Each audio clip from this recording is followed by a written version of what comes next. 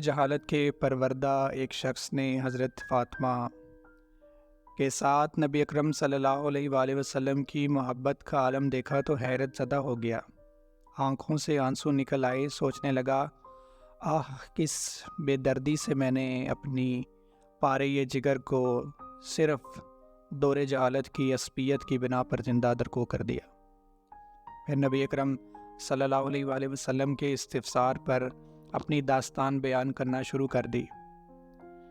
کہنے لگا، میری بیوی حاملہ تھی، انہی دنوں میں ایک سفر پر مجبور ہو گیا، عرصے بعد پلٹ کر آیا تو اپنے گھر میں ایک بچی کو کھیلتے دیکھا۔ بیوی سے پوچھا، یہ کون ہے؟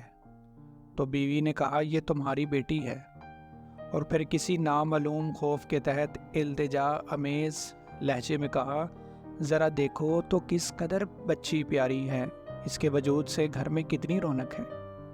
یہ اگر زندہ رہے گی تو تمہاری یادگار بن کر تمہارے خاندان اور قبیلے کا نام زندہ رکھے گی۔ میں نے گردن جھکا لی۔ بیوی کا کوئی جواب دیے بغیر لڑکی کو باغور دیکھتا رہا۔ لڑکی کچھ دیر تو اجنبی نگاہوں سے مجھے تکتی رہی، پھر نہ جانے کیا سوچ کر بھاگتی ہوئی آئی اور میرے سینے سے لپٹ گئی۔ میں نے بھی جذبات کی رو میں اس کو آغوش میں بھر لیا اور پیار کرنے لگا۔ کچھ عرصہ یوں ہی گزر گیا۔ لڑکی آہستہ آہستہ بڑی ہوتی رہی، ہوشیار ہوئی، سن بلوغ کے قریب پہنچ گئی۔ اب ماں کو میری طرف سے بالکل اطمینان ہو چکا تھا۔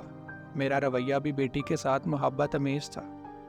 ایک دن میں نے اپنی بیوی سے کہا، ذرا اس کو بنا سوار دو، میں قبیلے کی ایک شادی میں اسے لے جاؤں گا۔ ماں بیچاری خوش ہو گئی اور جلدی سے سجا سنوار کر تیار کر دیا۔ میں نے لڑکی کا ہاتھ پکڑا اور گھر سے روانہ ہو گیا۔ ایک غیر آباد بیابان میں پہنچ کر پہلے سے تیار شدہ ایک گڑھے کے قریب میں کھڑا ہو گیا۔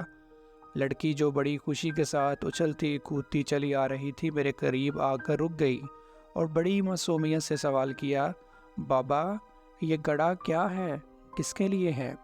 میں نے سپاٹ لہجے میں اسے کہا، اپنی خاندانی رسم و رواج کے مطابق میں تم کو اس میں دفن کر دینا چاہتا ہوں، تاکہ تمہاری پیدائش سے ہمارے خاندان اور قبیلے کو جو ذلت و رسوائی ہوئی ہے اس سے نجات مل جائے۔ لڑکی کو صورتحال کا اندازہ ہوا تو اس کے چہرے کا رنگ اڑ گیا، اور قبل اس کے کہ اس کی طرف سے کسی رد عمل کا اظہار ہوتا، میں نے اسے گڑھے میں دھکیل دیا۔ لڑکی دیر تک روتی اور گڑ گڑاتی رہی، لیکن مجھ پر اس کے نالوں و فریاد کا کوئی اثر نہ ہوا۔ میں نے گڑھے کو مٹی سے بھر دیا، اگرچہ آخر وقت تک وہ ہاتھ اٹھائے مجھ سے التجا کرتے رہی، لیکن افسوس میں نے اپنے دل کے ٹکڑے کو زندہ درگور کر دیا۔ لیکن اس کی آخری التجا اب بھی میرے کانوں میں لاوے ٹپکاتی آتی ہے۔ کہتی، بابا تم نے مجھے تو دفن کر دیا، لیکن میری ماں کو حقیقت نہ بتانا، کہہ دینا کہ میں بیٹی کو اپنے قبیلے والوں کے گھر چھوڑ آیا ہوں۔ اپنے عرب صحابی سے ایک بیٹی کے زندہ درگو کر دیے جانے کی داستان سنی تو حضور اکرم صلی اللہ علیہ وآلہ وسلم کی آنکھوں سے آنسوؤں کا سیلاب جاری ہو گیا۔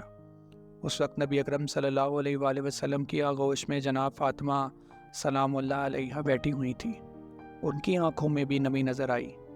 نبی اکرم صلی اللہ علیہ وآلہ وسلم نے بیٹی کو سینے سے لگا لیا اور آپ کے ہونٹوں پر یہ جملہ جاری ہوا، بیٹی تو رحمت ہے۔